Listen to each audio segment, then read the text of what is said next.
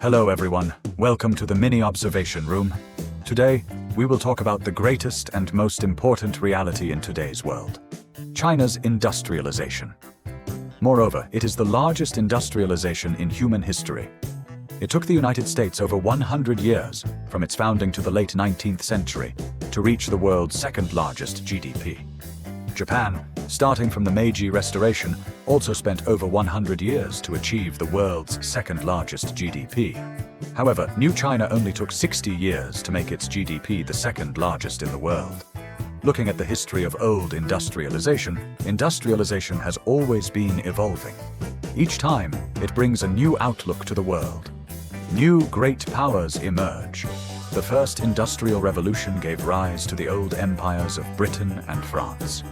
The second industrial revolution produced the United States, Germany, and Japan. The third is now underway, reshaping the global order. A multipolar world with one superpower and many strong nations.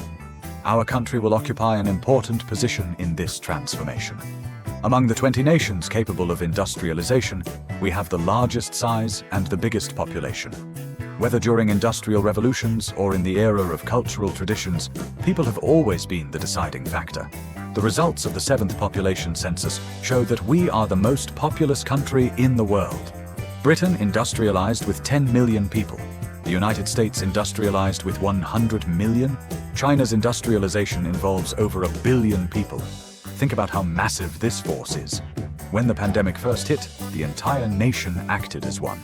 To solve the problem of material shortages, we swiftly built Huoshenshan and Leishenshan hospitals. Car companies like BYD and Wuling quickly set up mask production lines.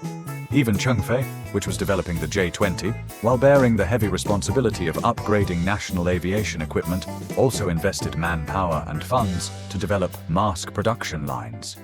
It was precisely because enterprises quickly organized manpower and responded rapidly that our country achieved an astonishing daily mask output of 550 million units, an achievement unprecedented in history. Yet the powerful United States was helpless in the face of the pandemic. New York Governor Cuomo once said, "A mask is such a simple thing, yet America cannot produce it." What does this show?